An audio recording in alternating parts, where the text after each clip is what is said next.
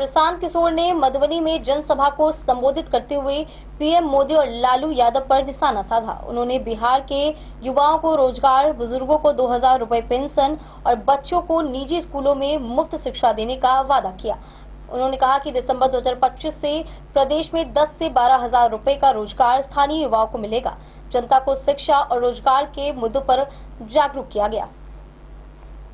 मधुबनी संभावित प्रत्याशी अनिल मिश्र ने बताया कि जनस्वराज के सूत्रधार प्रशांत किशोर अपनी बिहार बदलाव यात्रा के तहत लगातार अलग अलग जिलों और प्रखंडों में लोगों से संवाद कर रहे हैं और स्थानीय पत्रकारों से भी बात कर रहे हैं।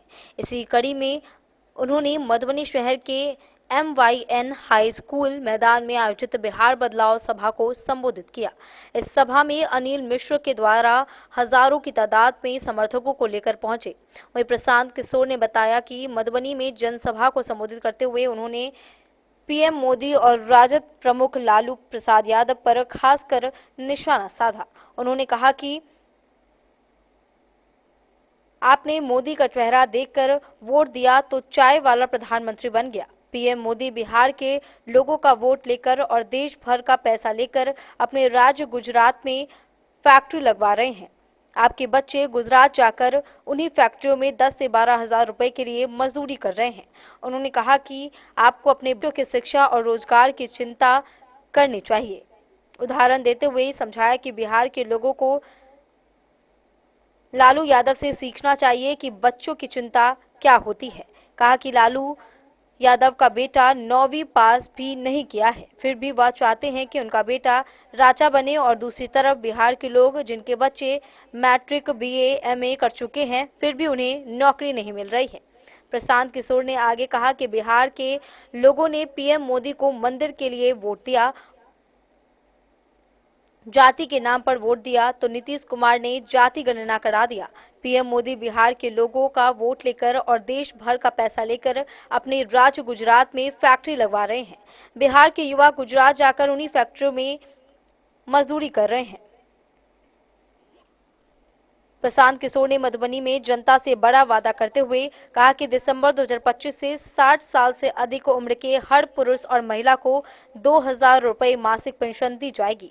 इसके साथ ही उन्होंने बड़ा ऐलान किया कि जब तक सरकारी विद्यालयों में सुधार नहीं हो जाएगा तब तक आप अपने 15 साल से कम उम्र के बच्चों को निजी स्कूलों में पढ़ाएं और उनकी फीस सरकार भरेगी ताकि गरीब का बच्चा भी अंग्रेजी मीडियम स्कूल में पढ़ सके। इसके अलावा प्रशांत किशोर ने बड़ा ऐलान करते हुए कहा कि इस साल बिहार की बदहाली की आखिरी दिवाली और छठ होगी। छठ के बाद मधुबनी के युवाओं को 10 से 12 हजार रुपए की मजदूरी करने के लिए अपना घर परिवार छोड़कर नहीं जाना पड़ेगा। बिहार भर के ऐसे 50 लाख युवाओं को वापस बुलाकर उन्हें यहीं 10 से 12 हजार रुपए का रोजगार दिया जाएगा।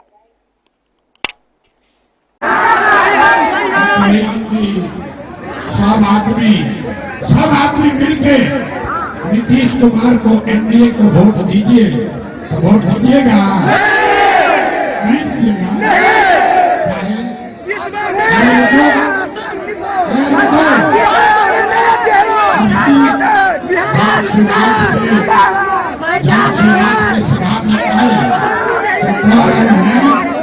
मोदी के खिलाफ वोट नहीं देगा।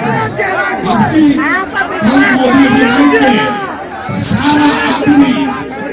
सर, आज आप लोगों के द्वारा रैली निकाला गया है जो चबच्चा चौक से चलकर संगवार में प्रोग्राम किया गया है। क्या सब हुआ सर, जानकारी दीजिए। आज हुआ कि प्रशांत किशोर जी आए, चबच्चा चौक पर, संतू नगर चौक पर उनका स्वागत किया गया और स्वागत के बाद हम लोग पूरे रैली के साथ, पूरे बाइक रैली के साथ उनको लेकर संगवार उच्च विद्यालय के प्रांगण में गए। भव्य वहाँ जनसभा को उन्होंने संबोधित किया और जनसभा एक मधुबनी जिला में एक क्रांति की लहर पैदा की है और ऐसी सभा एक मिसाल के तौर पर मधुबनी में वर्षों तक जानी जाएगी। ऐसी ऐतिहासिक रैली की गई है। सर, जानकारी मिल रहा है कि आपको मधुबनी से टिकट भी मिलने वाला है, इस संबंध में क्या कहना चाहेंगे? संभावित प्रत्याशी है, अब फैसला तो जनस्वराज करेगी, उसके शीर्ष नेता करेंगे और हम लोग वहाँ अब फैसला जब विश्वास पार्टी हमें करेगी, हमको चुनाव लड़ाएगी तो पूरे दमखम के साथ और जीतने के उद्देश्य से मैदान में उतरेंगे। आप जनता को जन स्वराज के संबंध में क्या मैसेज देना चाहेंगे? जनसंवाद के द्वारा मैं अपने मधुबनी विधानसभा के वासियों को यह संवाद देना चाहता हूं कि यहाँ जो व्याप्त भय, भूख, भ्रष्टाचार, अशिक्षा, पलायन जो है उससे मुक्ति के लिए पूरे जोर से अपने बच्चों के भविष्य के लिए पूरे ताकत से जनस्वराज के को लाए, बिहार में सरकार बनाने में मदद करे, जनस्वराज को स्कूल के भ्रष्टाचार पर वोट डाले। एक बार अपना परिचय दे दीजिए। जी, मेरा नाम अनिल कुमार मिश्र है, 36 मधुबनी विधानसभा के हम संभावित प्रत्याशी हैं।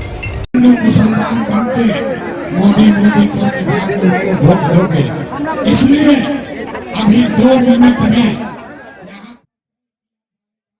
मधुबनी से फिरोज आलम की रिपोर्ट।